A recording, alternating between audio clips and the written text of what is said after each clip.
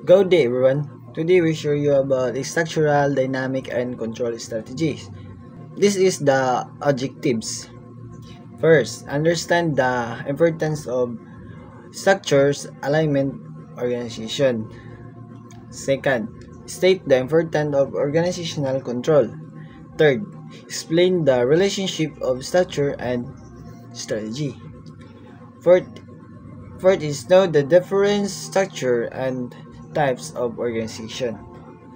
Fifth is understand the growth and expansion of corporate operation. And the last is give the reason why corporate expansion is developed and it is strategic action. Structural alignment of organization. Strategies need structures to success. So a plan will only work if the organization has the right system and people to support it. For example, ang coffee shop gusto nila mag-serve og paspas sa ilang customers. So dapat na sila expert nga mahimong kape like baristas. Syempre cashier na cashier. Or also klaro pod ang pag-process. Top executive ensure match between strategies and structures. So, the leaders make sure the company structures fit its goals. So, for example is ang Tara Cafe nagplano sila na mag-expand. So, ang executive dayon is mag-assign og mga branch manager o maghimo og supply team to support growth. Effective structures. First is provide stability. Manage daily operation. So, ang isa ka structure is nagatag og kanang kalig-on pinaagi sa pag-organize or consistent. So, for example, ang Tara Cafe nagpalo sila sa standard process sa pagbuhat og pag-serve sa kape taga-adlaw. Provide flexibility, adapt to future opportunities. Ang structure also allow the business to adjust when new opportunities or kanang mga bago nga challenges. So, for example, is ang Tara Cafe can introduce new flavor or kanang promo during special season. So, important of organizational control. Guide strategies. Ang organization control keep the business on track by guiding how strategies are carried out. So, for example, Tara Cafe use control to follow their marketing plan for seasonal promo. Compares result with goals. Control check if the result match sa company goals. Sa ilang goals sa ilang company. So, for example is ang Tara Cafe ilang gi-review ilang sales report kung naabot pa gid nila ilang target sa isa ka bulan. So, improve decision making. So, a control is nagatag siya og sakto nga information. To help manager to make better choices. For example, ang Tara Cafe is nag-adjust sila sa ilang presyo o promo human matan-aw nila or mabasa nila ang mga feedback sa ilang mga customers or sa mga tao na nagapamalit sa ilaha. Strategic controls help firms understand what to do, focus on faith between strategy and goals, require good communication. Strategic control focus on whether the chosen strategies fit the company's goals, opportunities, and capabilities. They are more subjective and rely heavily on good communication within the organization. Financial control. Financial controls measure performance objectively, safeguard company assets, provide reliable financial information.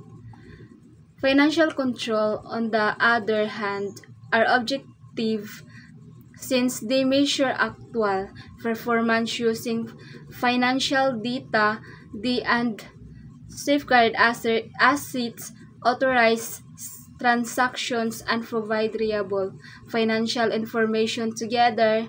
Both strategic and financial control guide firms in achieving goals, improving performance, and ensuring long-term success. Independence of structure and strategy. Strategy and structure influence each other.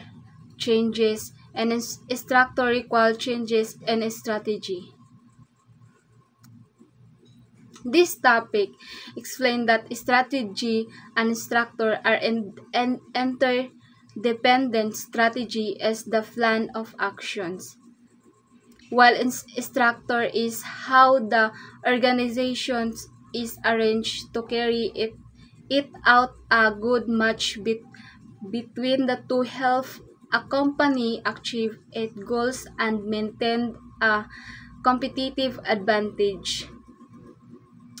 If the strategy changes, the structure must also adjust, and structure support current goals while remaining flexible for the future strategies, making the firm sustainable and hard to imitate by competitors.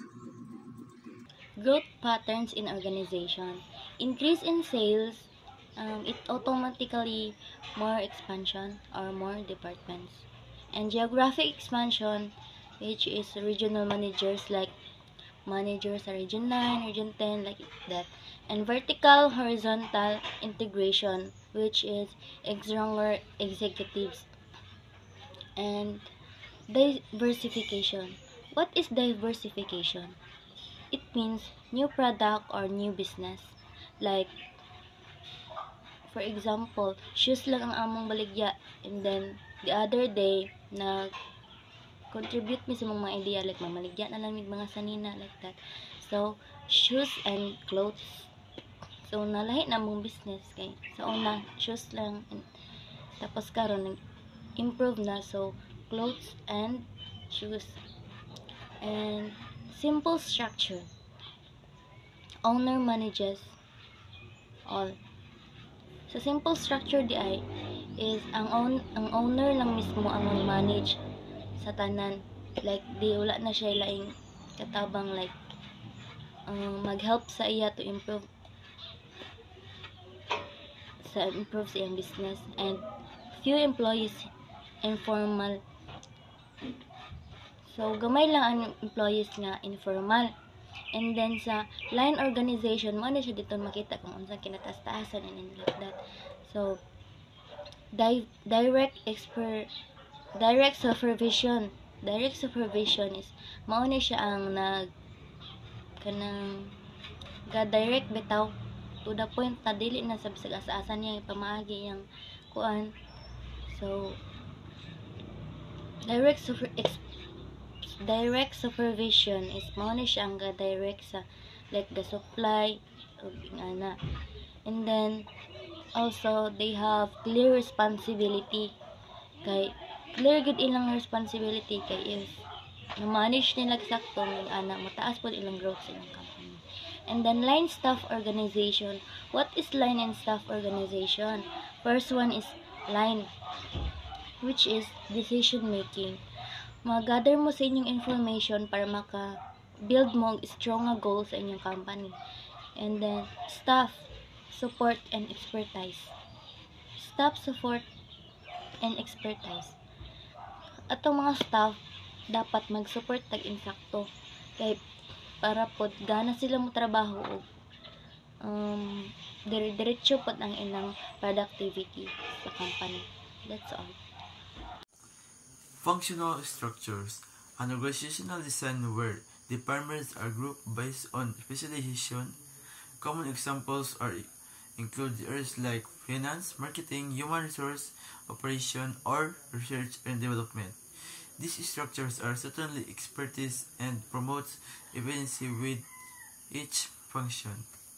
Next is divisional structures, an organizational design where the company is divided into separate semi-autonomous units or division.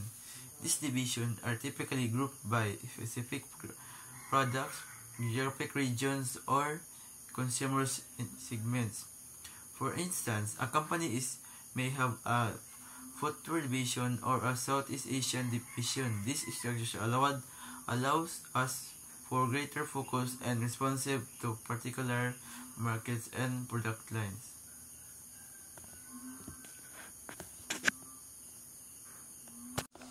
In conclusion, structural dynamics and control strategies play a vital role in the success of any organization. A well-aligned structure supports strategies, ensures smooth operation, and adapts to change in the business environment. Organizational controls, both strategic and financial, guide decision making and ensure performance. The strong connection between structure and strategy helps a firm grow, expand, and stay competitive. In search effectiveness, structure and control lead to stability, flexibility, and long-term success.